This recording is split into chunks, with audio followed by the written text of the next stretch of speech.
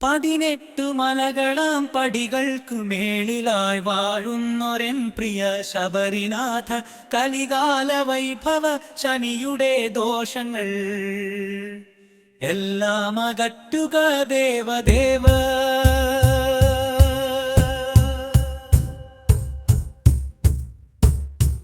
കലിയുഗ വരദനെ തൊഴുതുവണങ്ങുവാൻ കാൽനടയായി വരുന്നു ദേവ. കാനന പാതകളെല്ലാം കടന്നങ്ങു കരിമല കേറി വരുന്നു നാഥ. കഠിനവ്രതമതും കഠിനമാം പാതയും താണ്ടി മുന്നേറുവാൻ ശക്തി